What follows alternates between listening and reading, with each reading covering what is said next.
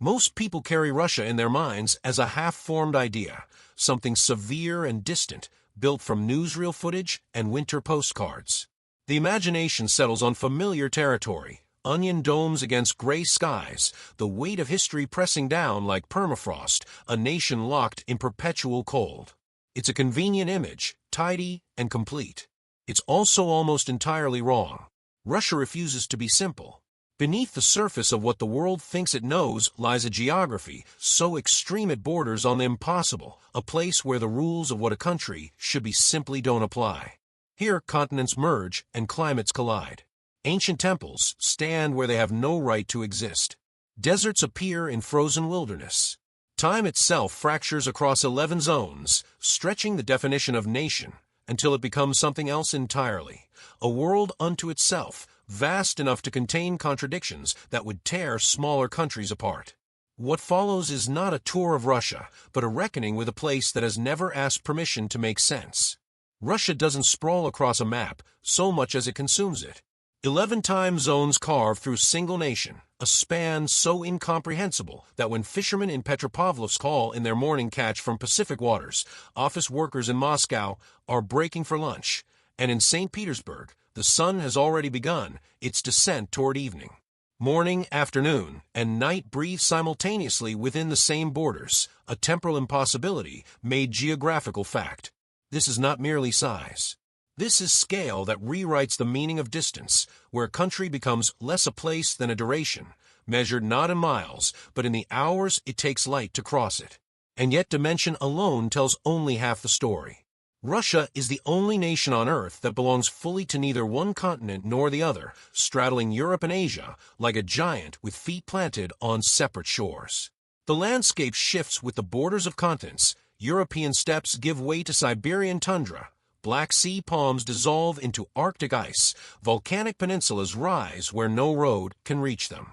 To move through Russia is to pass through climate zones that should require passports of their own, each one a world complete and self-contained, stitched together by the thinnest thread of shared identity. The question isn't how one country holds all of this. The question is how the human mind begins to grasp it at all. In the southern reaches of European Russia, where the Caspian steppes stretch flat and endless beneath an enormous sky, something exists that shouldn't, at least not here, not on this continent. Kalmykia is the only place in Europe where Buddhism is not an imported curiosity, but the beating heart of the culture itself.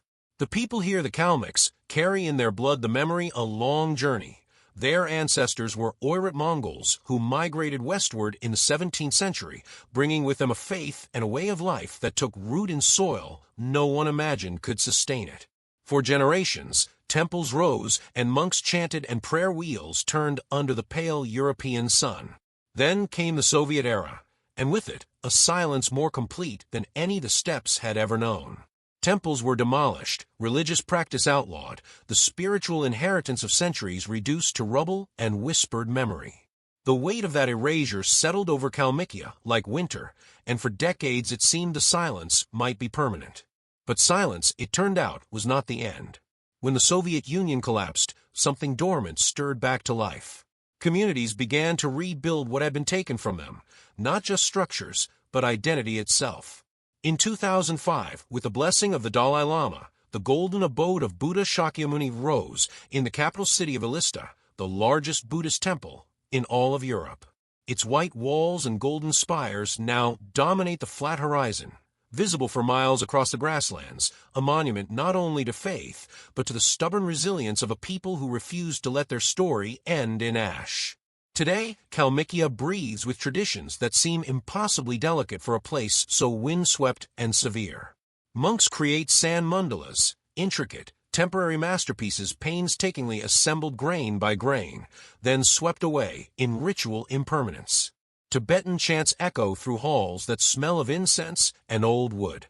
The steppe wind still blows as it always has, but now it carries with it the low hum of prayers, a sound that belongs simultaneously to the distant past and the uncertain present, proving that some things, once destroyed, can indeed return, not unchanged but unbroken.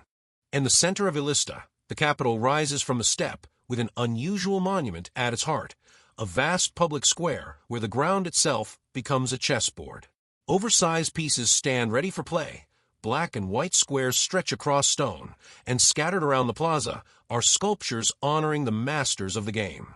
The silence of the open plains is broken only by the soft click of wood on stone as players move their pieces, deliberate and unhurried, as if the game were a form of meditation. This is not decoration.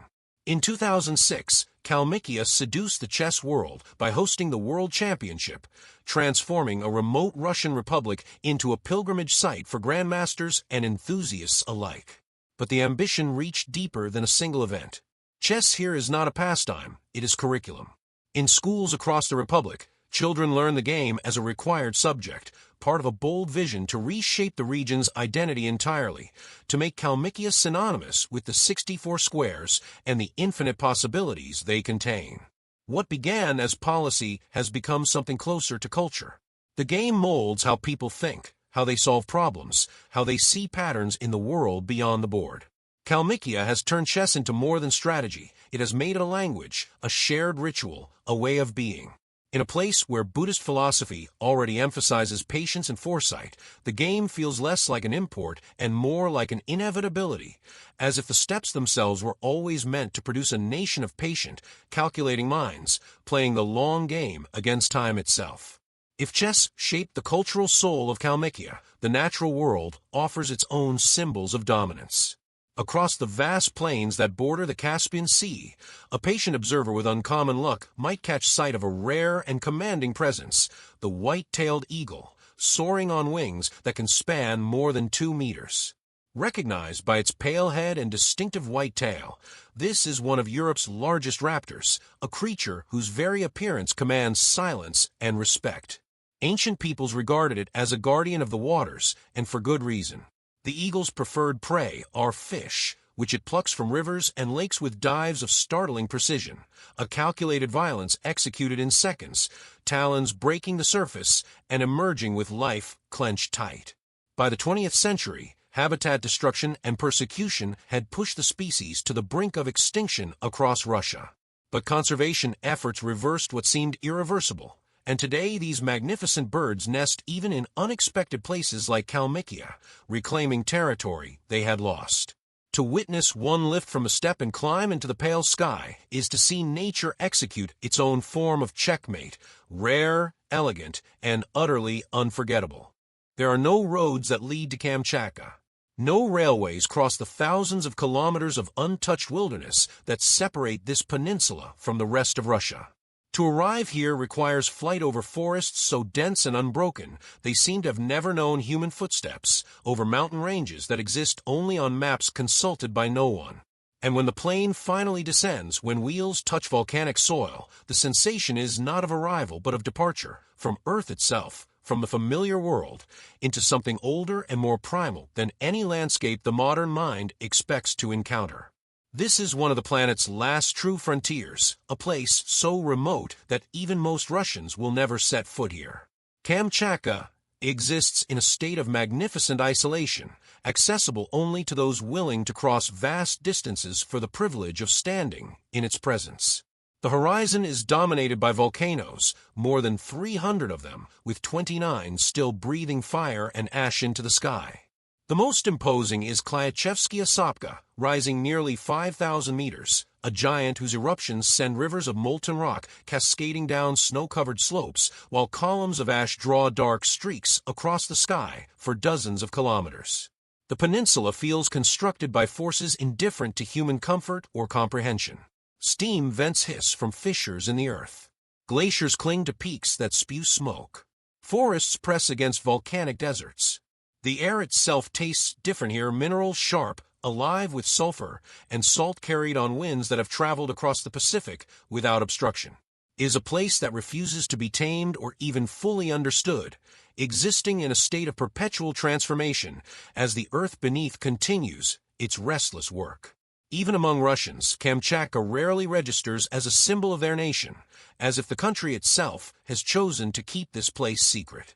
It remains grandeur hidden in plain sight, remote, untouched, and utterly indifferent to whether anyone ever witnesses what it contains. The peninsula doesn't ask to be discovered. It simply exists magnificent and alone at the edge of the world. Hidden within Kamchatka's volcanic maze, cradled between mountains and perpetual mist, lies one of the planet's most delicate spectacles, the Valley of Geysers. This is the second largest concentration of geysers on Earth, yet it performs for almost no one. Boiling pools bubble and churn. Jets of superheated steam tear through the soil with violent precision. Cracks in the earth hiss and whistle as if the planet itself were breathing, exhaling heat accumulated over millennia. The ground is painted in surreal colors, sulfur yellows, rust reds, mineral whites, a palette mixed by chemistry rather than biology, beautiful and poisonous in equal measure. This is not a place designed for human comfort or crowds. The valley exists in near total isolation, accessible only by helicopter or brutal overland trek, visited by so few that the geysers erupt on their ancient schedule without witness, indifferent to whether anyone is present to marvel at their power.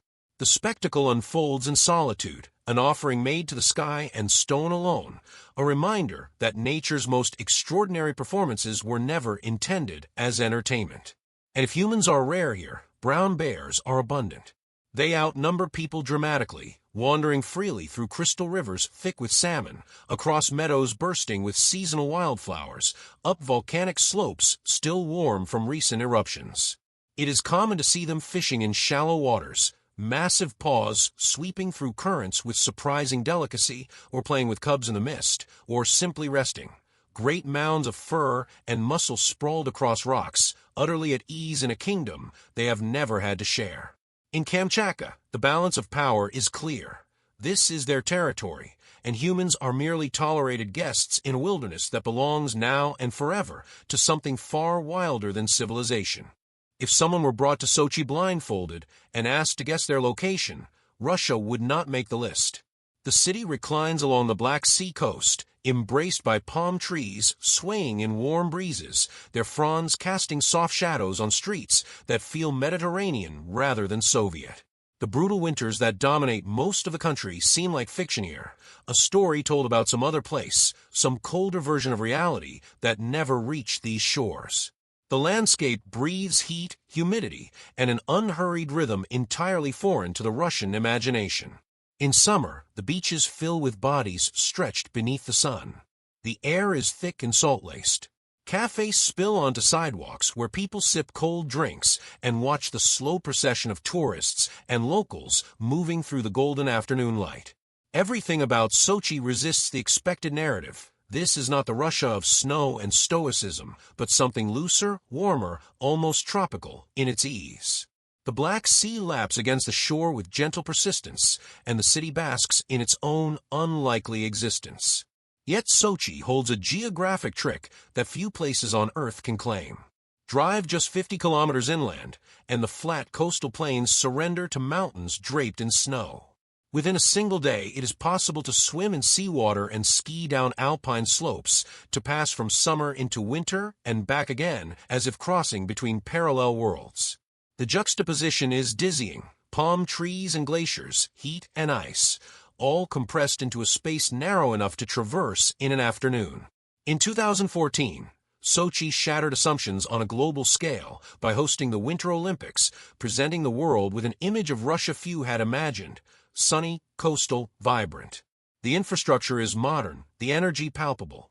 But beyond the tourist zones, traditional life persists. Fruit markets overflow with produce, homes disappear beneath cascading grapevines, and mountain trails reveal hidden waterfalls plunging into gorges untouched by development.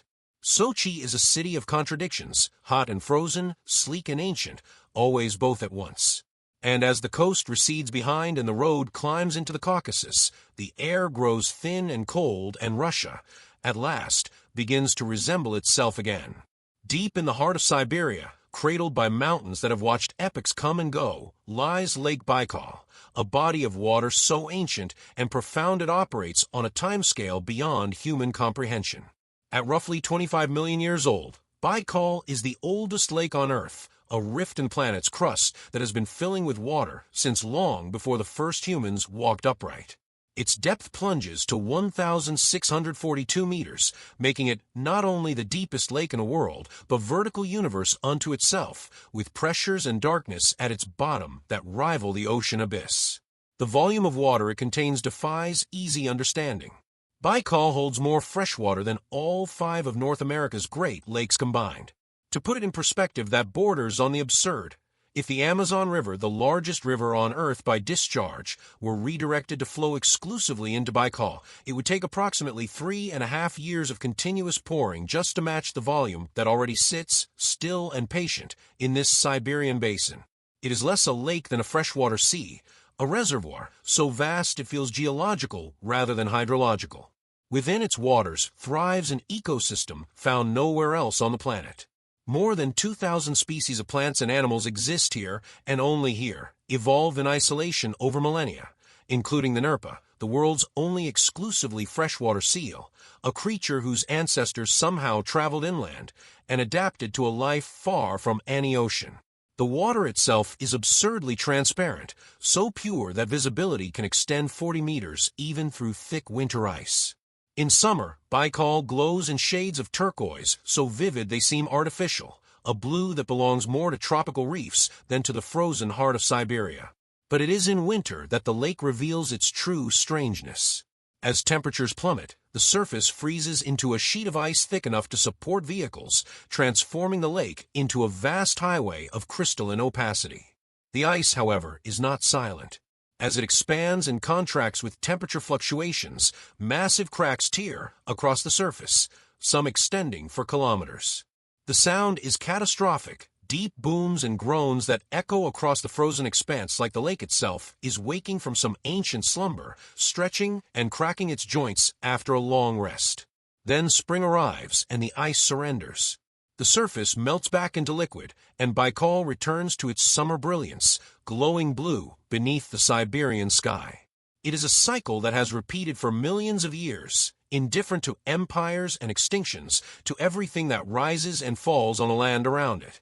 Baikal simply endures, deep and patient, a body of water that feels less like a feature of the landscape and more like the landscape's memory, holding in its depths the long, cold story of the earth itself. Along the remote banks of the Lena River, far from any city or crowd, rises a natural architecture older than cathedrals, older than civilization itself. The Lena pillars are towers of limestone that surge vertically from the riverbank, some reaching heights of 150 meters, forming a corridor of stone that extends for dozens of kilometers. They stand like sentinels carved by forces indifferent to symmetry or human scale, their surfaces weathered into shapes that suggest intention but reveal only the patient work of wind, water, and unimaginable spans of time. These formations were born from rock laid down over 500 million years ago during the Cambrian period, when life on Earth was still learning the rules of its own existence. Since then, erosion has sculpted the pillars into their current forms, jagged, irregular, monumental. They command the landscape with silent authority, yet few people ever witness them. There are no tour buses idling at their base, no vendors selling postcards, no crowds jostling for photographs. The Lena pillars receive almost no visitors, standing instead in a solitude so complete it feels intentional, as if the site has chosen obscurity over fame. To stand before them is to feel the weight of deep time pressing down, to recognize the insignificance of human concern against the slow, relentless reshaping of the planet. The pillars ask nothing and offer nothing except their own existence, bare stone and empty sky, silence broken only by the river's murmur. Here, there's no narrative arc, no climax or resolution. Only geology, patient and indifferent, still writing its story at a pace too slow for human eyes to perceive. Further south, Siberia abandons all pretense of predictability and conjures something that violates every expectation of what this region should contain. In the middle of taiga forests and beneath the shadow of snow-capped peaks, a desert appears. The Chara sands stretch across roughly 37 square kilometers of improbable terrain, golden dunes rising and falling in waves, sculpted by winds that carry no logic, no explanation for why sand should gather here, of all places, surrounded by everything opposite to desert. Scientists believe these dunes were born from sediments left behind by a glacial lake that existed some 55,000 years ago. As the ice retreated and the lake vanished, winds began their patient work, dragging particles across the landscape and piling them into formations that seem borrowed from another continent entirely. The process continues still, the dunes shifting and reshaping themselves with each storm, as if the desert is still trying to decide what it wants to become. The climate here swings between extremes that would break most ecosystems. Summer temperatures climb to 30 degrees Celsius, baking the sand until it shimmers with heat. Winter plunges to -40, freezing the dunes into hardened ridges that crunch underfoot like glass. It is possible to walk barefoot across sun-warmed sand while glaciers gleam on the horizon, to experience desert and Arctic within the same panoramic view, a collision of worlds that should require passports but exists instead within a single glance. No other desert on Earth occupies a landscape quite like this. There are no camels plodding across the ridges, no palm trees offering shade, no oases hidden in valleys. Only the emptiness itself, the wind moving sand grain by grain, and the eerie sense that geography here has made a mistake it refuses to correct. The Chara sands sit in defiant isolation, a desert that shouldn't exist, continuing to exist anyway, silent and strange, and utterly alone. At the junction where Russia, Mongolia, Kazakhstan, and China press their borders together, the Altai Mountains rise, a knot of peaks and valleys so remote and layered with mystery they seem to exist outside the normal flow of time. This is not merely a mountain range, but a repository of secrets, a place where the earth has preserved what elsewhere would have crumbled into dust and forgetting.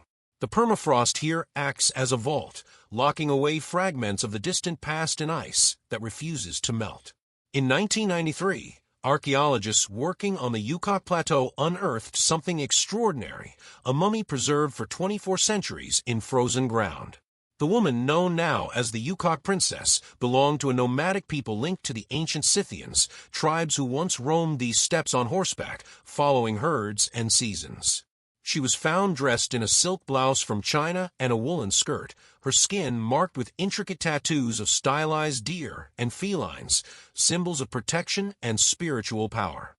Around her lay the remains of 6 sacrificed horses, jewelry, textiles, and ritual offerings, suggesting she held a position of reverence, perhaps a shamaness or priestess who mediated between her people and forces beyond their understanding. But Altai's mysteries reach deeper than human history. Scattered across the mountains are caves adorned with rock paintings tens of thousands of years old, handprints and animal figures left by people whose names and languages vanished before writing was invented. Among the icy peaks prowls the snow leopard, one of the rarest and most elusive predators on Earth, capable of leaping 15 meters between rocky outcrops, moving through terrain so vertical and unforgiving that even modern climbers struggle to follow. The leopard belongs to Altai in a way humans never quite have, perfectly adapted, utterly at home in a landscape designed to repel intrusion. The people who do live here have found their own accommodation with extremity. Nomadic herders still dwell in yurts, circular tents built to withstand winds that scream across the steppes and temperatures that plummet to 40 degrees below zero. Inside, a central fire warms entire families while embroidered tapestries display ancestral symbols, patterns passed down through generations. The yurt is not merely shelter but a philosophy of movement, designed to be assembled, dismantled, and carried to wherever survival requires. Outside these tents graze the yaks, massive, long-haired animals built for endurance in conditions that would kill most livestock. For the nomads, the yak is everything. It provides milk, meat, wool, and serves as a beast of burden, sustaining a way of life that has persisted for centuries without significant alteration. In a world obsessed with progress and innovation, the yak herders of Altai remain anchored to rhythms older than nations, moving with the seasons as their ancestors did, indifferent to borders drawn on maps they will never see. Yet Altai's hold on the imagination extends beyond what can be measured or documented. There are those who believe these mountains conceal something even rarer than snow leopards or ancient tombs, that hidden among the inaccessible peaks lies Shambhala itself, the legendary spiritual kingdom of harmony and enlightenment that exists in Buddhist cosmology as both place and metaphor. Whether literal or symbolic, the idea persists, and walking Altai's trails does little to dispel it. The modern world feels impossibly distant here, as if left behind at some unmarked threshold. In Altai, the boundary between the real and the mythical dissolves, and what remains is a landscape that belongs as much to legend as to geology, a place suspended between what is and what has always been imagined. Leaving behind the mystical silence of Altai, the journey pushes westward across the vast Siberian expanse toward the Ural Mountains, where a city rises that embodies Russia's perpetual contradiction, caught between past and future, between continents, between identities that refuse to reconcile. Ekaterinburg announces itself with glass and steel, high-rises reflecting pale northern skies, cafes lining the riverbanks where young artists, musicians, and tech entrepreneurs gather with laptops and ambition. The city hums with the energy of reinvention, earning itself the nickname Russia's Silicon Valley, as startups multiply and innovation centers sprout among the Soviet-era architecture. At first glance, Ekaterinburg wears modernity comfortably. The streets pulse with contemporary life, students debating in coffee shops, galleries showcasing experimental art, construction cranes silhouetted against the skyline as the city builds itself upward and outward. But scratch that surface, and history bleeds through immediately, dark and indelible. It was here, in a basement in the summer of 1918, that Tsar Nicholas II and his entire family were executed, ending more than 3 centuries of Romanov rule in a volley of gunfire that reverberated far beyond those cellar walls. The weight of that night still clings to the city, a shadow that no amount of glass towers or venture capital can fully dispel. Yet Ekaterinburg's deepest significance may be neither historical nor economic, but geographical. The city straddles the Ural Mountains, the traditional dividing line between Europe and Asia, and just outside the urban sprawl stands a modest monument of granite marking the exact border between continents. The monument itself is unremarkable, simple, weathered, often overlooked, but what it represents is enormous. Here, in a matter of steps, a person can cross from one continent to another, can stand with one foot in Europe and one in Asia, embodying the very duality that defines Russia itself. This is the essence of Ekaterinburg, a city that exists on a threshold, belonging fully to neither side, but drawing power from both. Europe and Asia meet here not as enemies, but as collaborators in a story still being written, a narrative as wide as the country that contains it. And as the Urals recede behind and the road stretches onward, the question lingers. In a nation this vast, this divided, this impossible, what does it even mean to belong to one place or another? There are places on Earth where survival is a daily negotiation, where the simple act of breathing becomes an exercise in endurance. Oymyakon is one of them. This small settlement in the Sakha Republic holds the distinction of being one of the coldest permanently inhabited places on the planet, a location where thermometers have recorded temperatures plunging to negative 71 degrees Celsius. At that temperature, the air itself becomes hostile, dense, sharp, painful to inhale. Boiling water thrown into the sky transforms into snow before it reaches the ground, frozen mid-arc by cold, so intense it feels less like weather and more like a physical force pressing down from all directions. Life here operates under rules that defy comfort or convenience. Meat doesn't require refrigeration. It's stored outside, naturally preserved by air cold enough to function as a freezer without walls.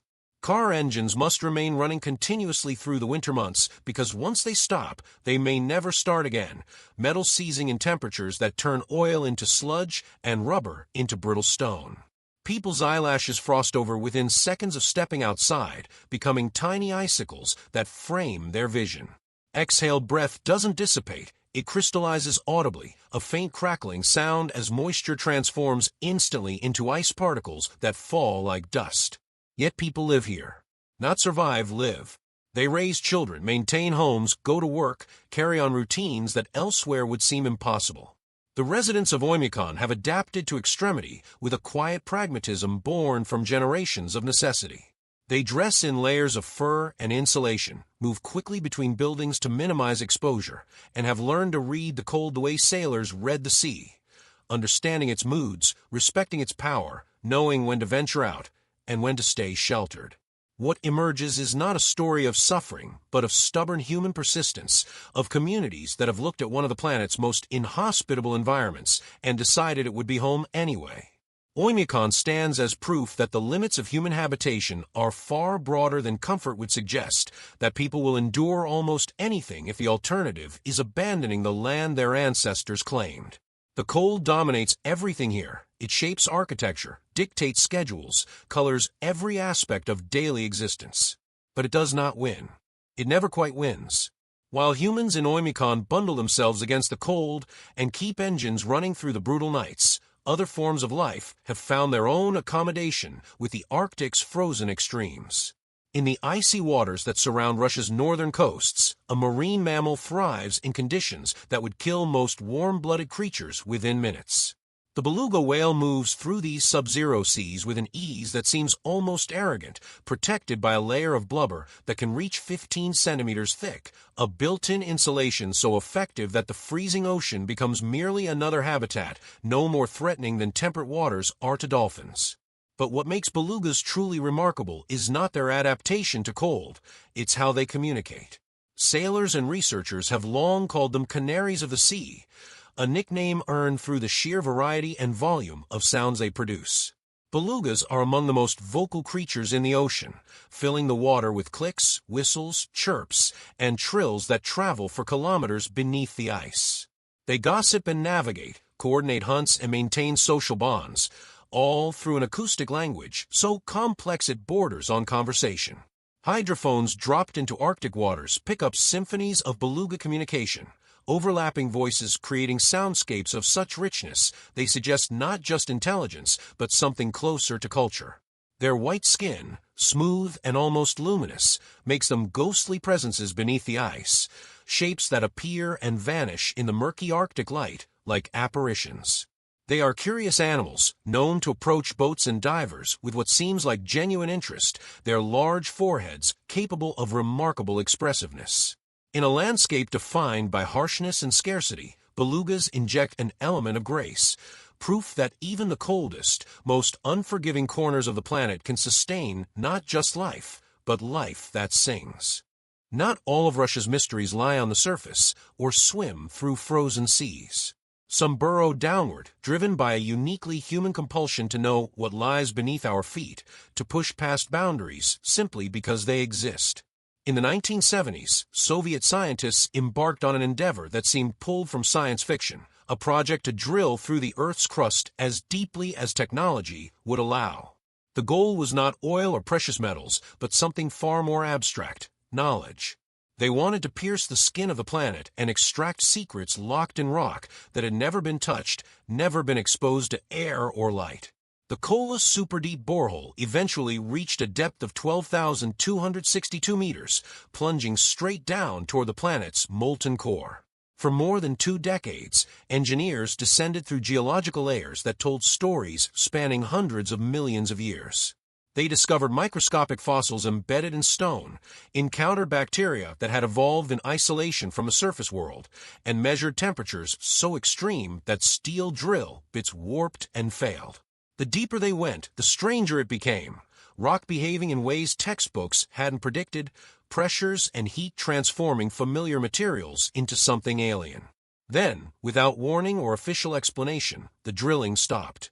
The project was abandoned, the site sealed with a rusted metal cap that now sits half-forgotten in the far north, corroded by time and weather.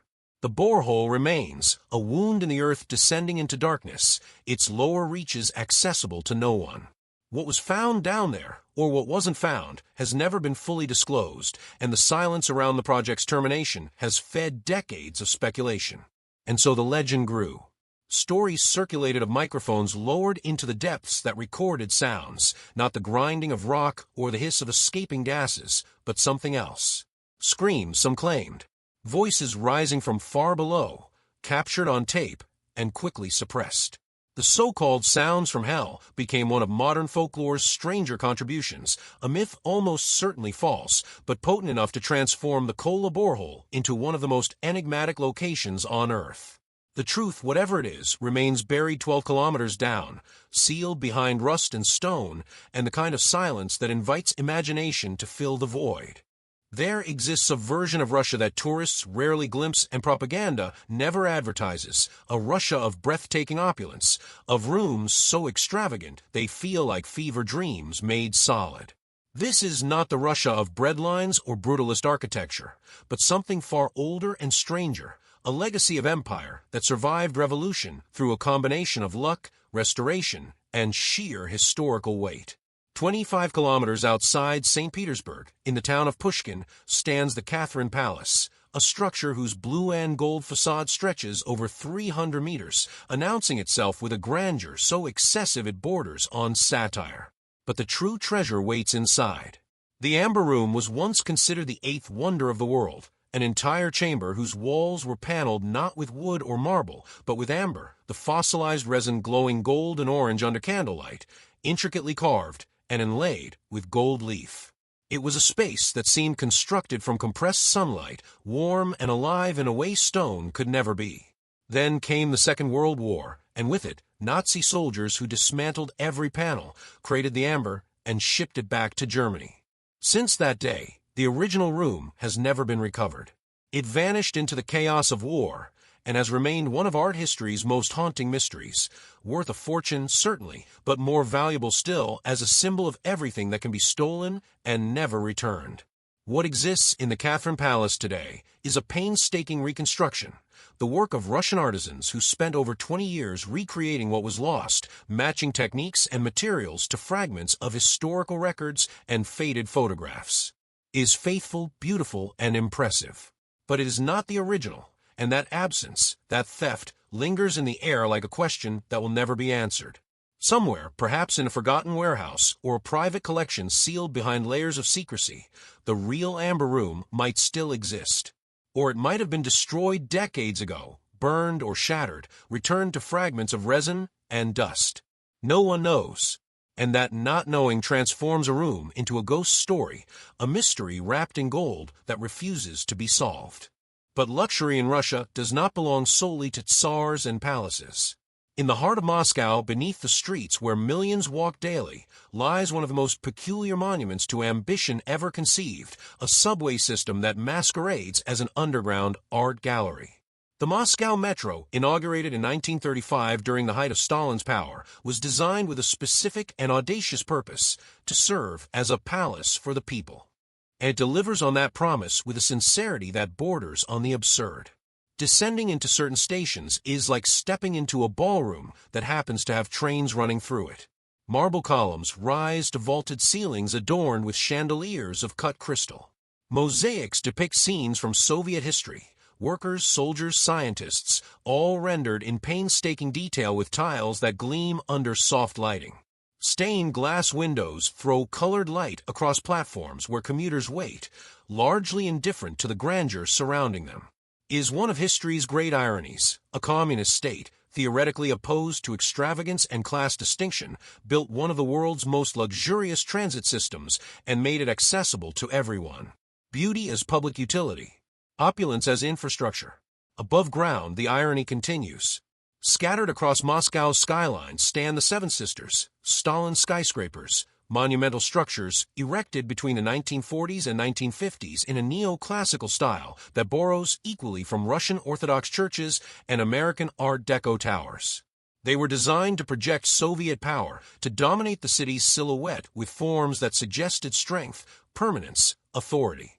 With their pointed spires and tiered facades, they resemble something between government buildings and fortified castles, architecture meant to intimidate and inspire in equal measure. What makes them strange is not their scale, but their intent. Stalin wanted symbols of Soviet supremacy, monuments to socialist achievement, and so his architects built structures that look like palaces, employing aesthetic strategies borrowed from empires and aristocracies the revolution was supposed to have overthrown. The result is a city where even the gestures of defiance against monarchy end up looking monarchical, where power, no matter its ideology, expresses itself through height, ornamentation, and the desire to be seen from far away. Moscow's metro and skyscrapers stand as proof that grandeur is not exclusive to any political system. It is instead something deeper, an impulse that transcends ideology, a need to build monuments that declare, simply and loudly, we were here. Russia does not ask to be understood. It sprawls across continents and time zones, accumulating contradictions the way other nations accumulate history, layer upon layer, until the weight becomes almost unbearable. This is a country where Buddhist temples rise on European soil and deserts bloom in Siberian wilderness, where subway stations glitter like ballrooms and scientists drill holes toward the center of the earth just to see what's there. It defies summary, resists neat conclusions, and punishes anyone who approaches it with assumptions intact. What emerges instead is something far more valuable than understanding, a sense of scale so vast it rewrites what a nation can be. To move through Russia is to pass through geographies that should require separate passports, climates that belong on different planets, histories that refuse to stay buried. The land remembers everything. Ancient mummies frozen in permafrost, revolutions that shattered empires, species that adapted to conditions no life should survive. And through it all, people endure. They build cities in places where cold should make habitation impossible. They preserve traditions through decades of suppression. They create beauty in subway tunnels and let wildernesses remain wild, untouched and unmarketed, existing simply because they can. Russia is not a country that bends to convenience or expectation. It is what it is, immense, contradictory, unignorable, and it will continue being exactly that long after the rest of the world has moved on to simpler stories. Subscribe to the channel to discover more places, and we'll see you in the video on the screen.